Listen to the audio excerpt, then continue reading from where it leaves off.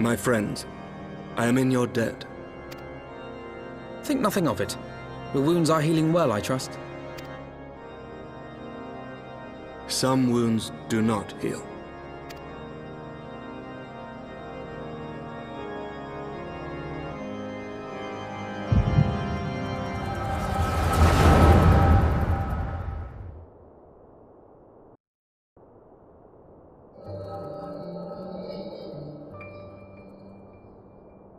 The founding.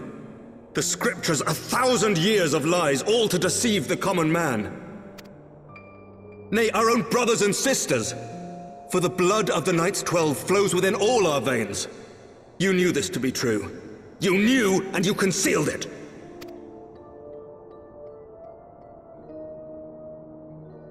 I should be interested to hear how you came by this knowledge. But yes, you have the right of it.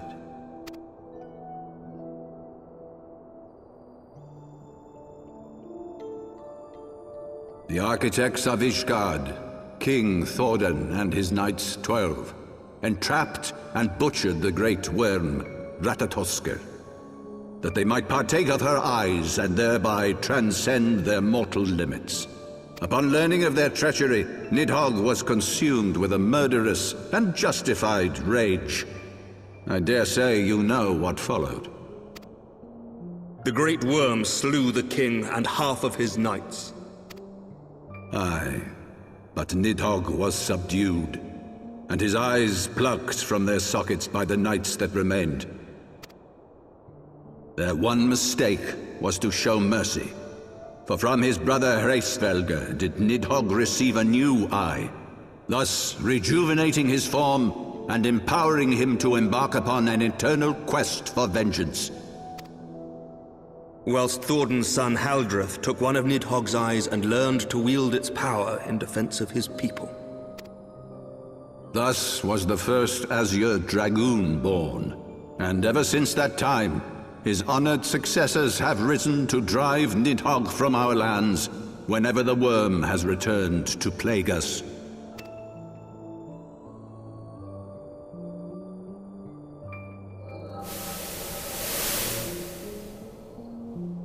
I ask you, my son, will you answer for my sins?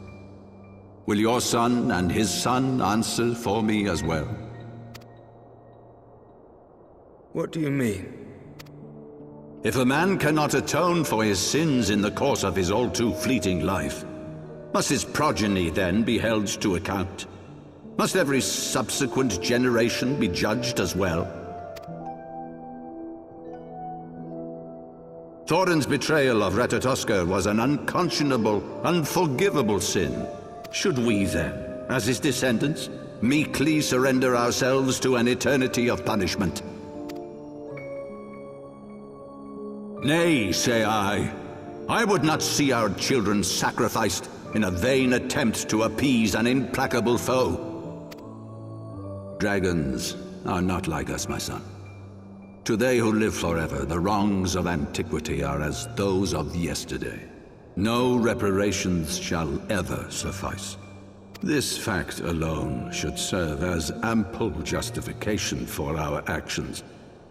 Yet some refuse to see it as such. For men like you, who yearn to commit themselves to a nobler cause, a more compelling narrative is required. This is your solution. This is how you protect our people. You have given us a lost cause, a death sentence. With your compelling narrative, you but doom our countrymen to give their lives for a lie. And they do so gladly. Highborn and lowborn alike are proud to serve, to fight and die for their country.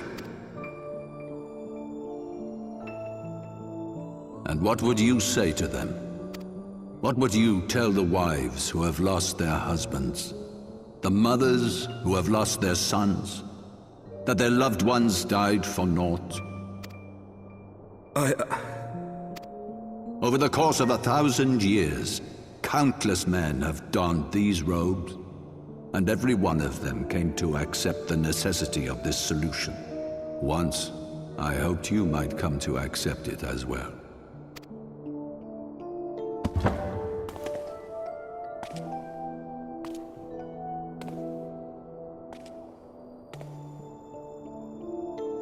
Do not despair, my son. Soon I shall free us from the sins of antiquity, and bring about the change you so fervently desire.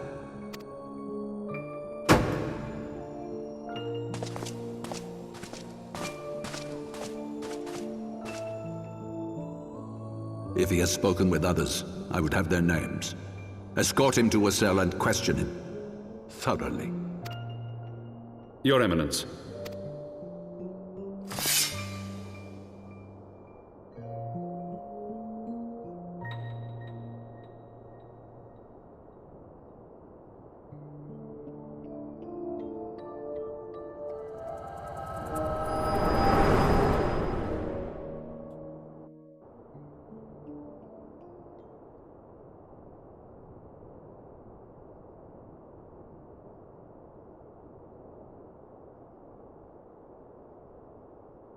You saw something, did you not?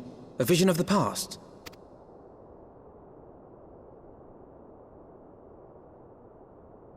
So this is the power of the Echo. Would that it had shown you a finer moment from my past. 'Twas an exercise in futility, as you saw. Faced with the firmity of his conviction and his many ready rejoinders, my words deserted me. To be frank, I am embarrassed to recall it. A friend once impressed upon me the importance of differentiating between words, deeds, and beliefs.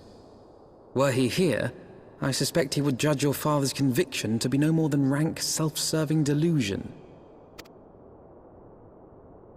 Even so, I cannot help but wonder what manner of change he intends to bring about.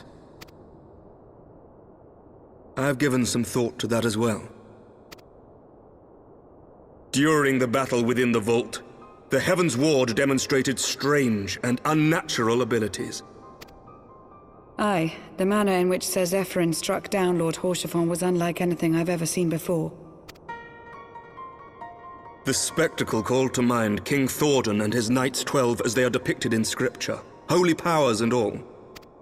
Mere fabrications, which have become objects of faith, instilled with the belief of countless devoted souls. 7 hells! If Lady Iceheart can use her own body as a vessel for summoning, I see no reason why others could not. Are the Heaven's Ward truly so reckless? Unbelievable! As they fled, my father spoke of Aziz La. Though I know not what he intends, I fear no good shall come of it. His ambitions are too great, and his minions too powerful. We must find the Heaven's Ward and stop my father before it is too late.